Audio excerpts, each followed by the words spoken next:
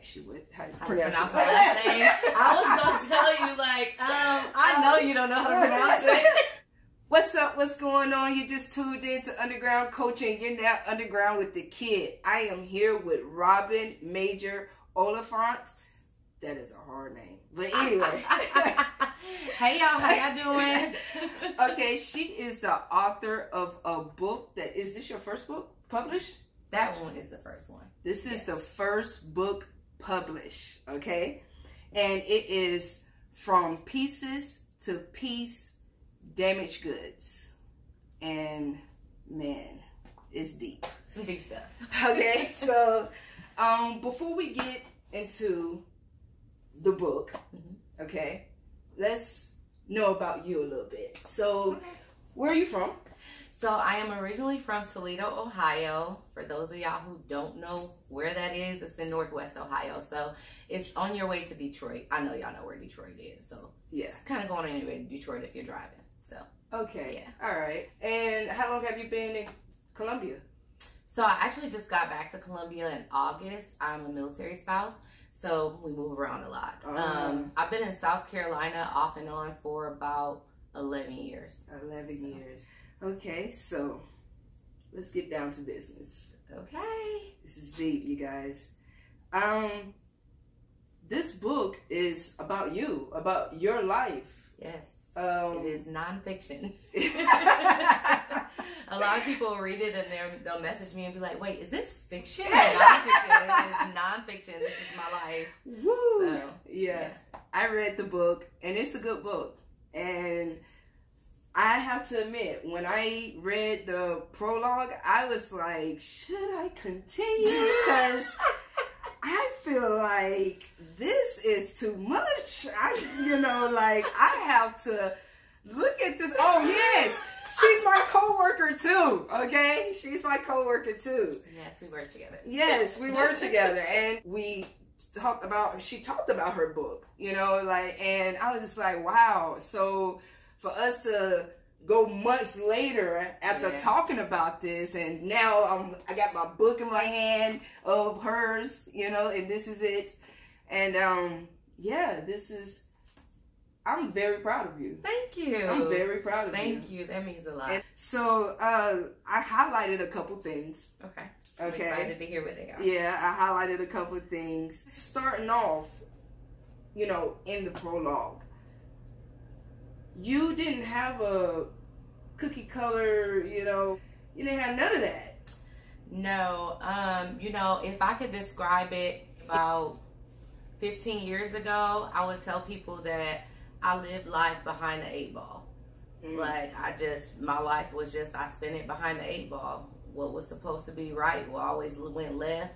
I didn't come from a perfect home or perfect parents, and I just had the most skewed view of the way that I grew up. So, yeah. And that shaped the person that you are today. It did. Yeah. Ultimately, it did. Yeah. Ultimately, it did. Because you're a mother. You're a mother too. Yes. So technically, I'm a mother of 4. I have a blended family, but I actually birthed 2 children at a young age. So I don't want to say too much. I know all y'all gonna run out and get the book, and that's in the story. Sure enough. And we're gonna touch on that just a tad bit. Yeah. With all that being said, that shaping the strong black woman that you are today. Thank you. And you're standing behind a strong man. You was able to, I guess, overcome a lot of things to understand that man, that was able to understand you. He does. And honestly, it helped me to not just become the woman that I am today for my husband, but also for my children, for my friends, my community, and in different ministries and things, organizations that I serve in. So it just helped me to just be a well-rounded, better person for all those people, but mainly for me. So yeah. And when you know that you have a gift to inspire yourself through your own pain and struggles, and then take that and don't be selfish, but give it to someone else, that's what it's all about. That's what it's all about, turning that pain into pleasure and passion, in some sense. That's a true testament of, I know some of you have probably heard the cliche, turn your test into a testimony. There's a lot of tests in here, and there's a lot of testimony in here, and it's just like I'm a walking testimony. And there was like no way that I could go through all the things that I went through and keep it to myself and not use it to minister to the hearts of others for their healing, so, and for their being able to overcome those obstacles. So positive. That's positive. So you made a statement. You had a question. She asked a lot of questions to herself in this book. But one of the questions, it says, how could I be a mom and a baby at the same time? Honey, that was a real life question for a long time, because I was like bewildered. When I became pregnant, I was in denial for most of my pregnancy. This isn't really, I don't think all of this is in the book, so I'll just share. But when I found out that I was pregnant, I graduated early. I think that's in there. But I graduated from school early, and I kind of went into hiding. I went into grind mode. I started working a full-time job, and I just kind of just grinded it out. But I didn't really want to see my friends. I didn't want to be around my family, because although I knew I was pregnant, I kind of just like was not really thinking about being pregnant. Like, I didn't even know how I was going to be a mom. I had missed so many things about becoming an adult that I just went from being a child to being a mom. And so, yeah, that's what that meant. Yeah. So. You talked a lot about your mother. I did. But you didn't say much about your father. How was the relationship? Because you really didn't... With me and my father? Yeah, with you and your father. Because you really didn't get into that. I didn't in that book. I think I got more into it in book 2. Okay, but I will say, let's not say too much. Well, no, I won't. But I think my vision of my relationship with my father was a little skewed for 2 reasons. Primarily, obviously, I'm gonna feel a certain type of way or a certain bitterness with the person who I feel like didn't give me the best life that I spend the most time with, being my mother. My father wasn't there per se in the household for me to be able to blame shift and blame him. However, I did also hold bitterness in my heart, because I really kind of felt like my father had went off to start a new life with a new family. But at the same time, it was hard for me to harbor those same feelings toward him, because it was like our time together was so limited. You know what I mean? It was just like different. We had like a different dynamic in our relationship at the time of coming up. So. Was that your experience with him, like far as you growing? I mean, you took a lot of heartache going through it. I did. So, like, do you think that not stepping on the relationship part, but just the relationship part of your father, do you think that held a toll? That's an awesome question. I know for sure that something that I would never have said out of my mouth about 15 years ago is that I had daddy issues. I think I was so determined not to have daddy issues that I created more obstacles and issues for myself, because I was so strong and independent. I didn't need my daddy. I had a daddy, but he wasn't. I was trying to search for everything else that I needed in these relationships, and because of that, I didn't realize that it was time to let the relationships go when it was time to let them go. Because I was looking for something that these men couldn't fulfill for me. You know, only my father could, or only my father could.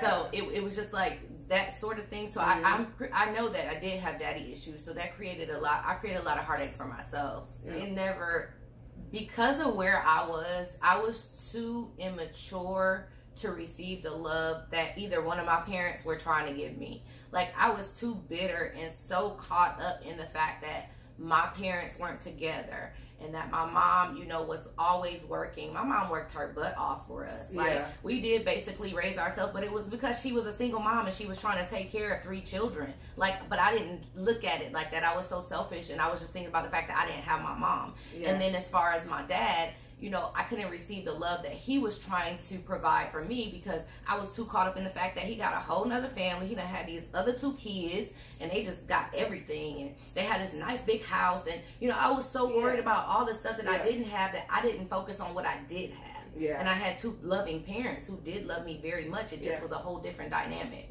So. And that's good. That's good. So, let's get into something a little bit deep. Okay. You ready for the deepness? I'm ready. You ready for the deepness? I'm ready. I'm not ready. Now let me start. You went through a lot it's a lot of things that I'm not talking about, and I'm doing it for a reason. Right. You went through suicide thoughts. Mm-hmm. And actually tried to commit it. I did. Went through with it. How was that experience? I mean, like, it had to be scary. I mean, it was scary for me reading it, you know? Like, you woke up from your daughter's cry. I did. And I remember taking the pills. I remember crying a lot that day. I remember taking the pills. And I remember just kind of being kind of out of it for a little bit and passing out. And I woke up from my daughter's cry. And when I woke up from her cry, I won't tell the whole story. Yeah. But waking up from her cry, at that moment, I just kind of felt like it was just like my I came back to myself. Like, what are you doing? Yeah. Like, you can't do this. Yeah. That is not what you're supposed to be doing. Yeah. It was almost like I realized that I had a purpose, whether I knew what it was or not. Mm-hmm. I knew it wasn't time, and I didn't have the right to take my own life. Yeah. So, I mean, that was that feeling at that moment. Now, the aftermath, you get all the feelings in the aftermath.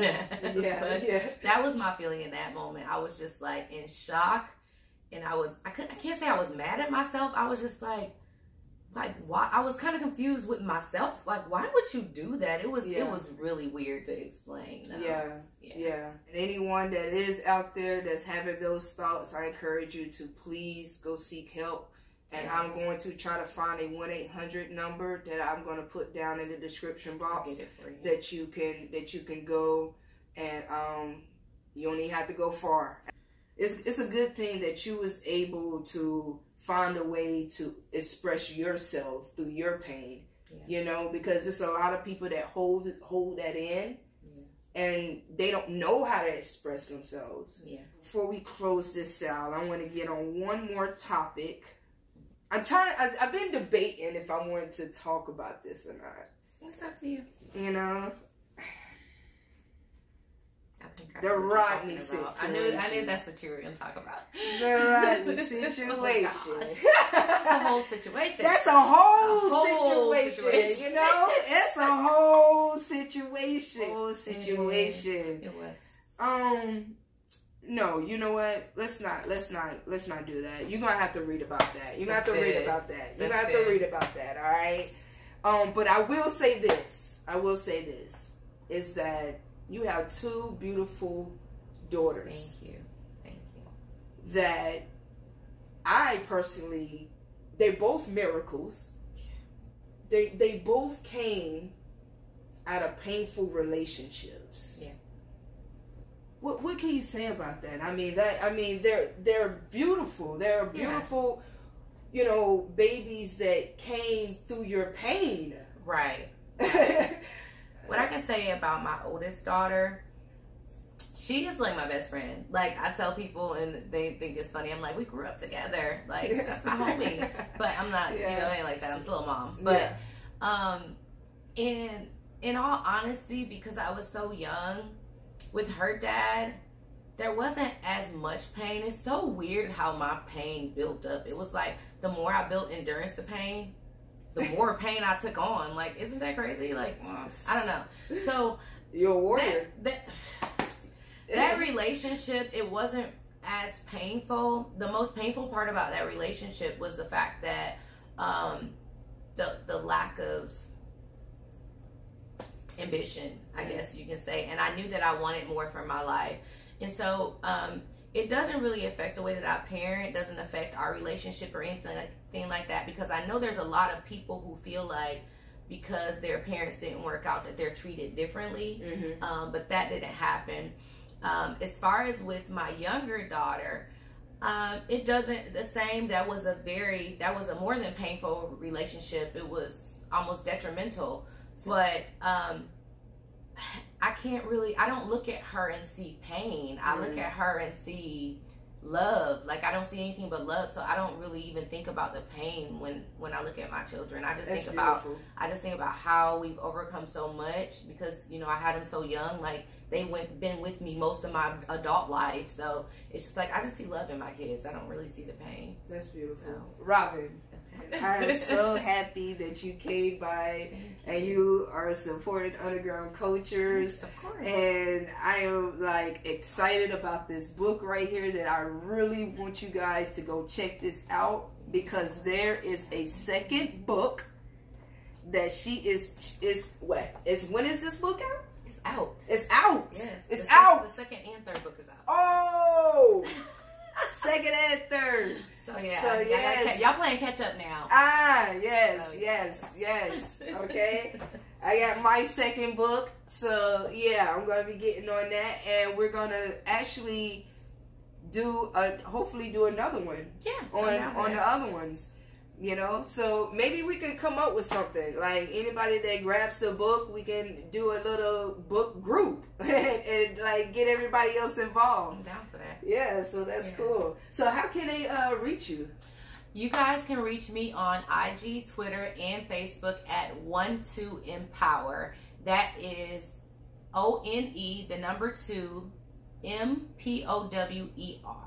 I am actually starting a 15-day forgiveness challenge for anybody who gets the Freedom Through Forgiveness journal.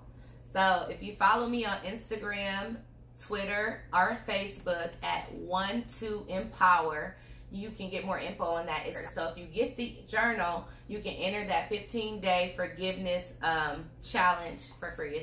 There's no charge. I greatly appreciate it. Thank you. Thank you for having me. I appreciate it. All right, you guys, hold it down. Bye. That was cool.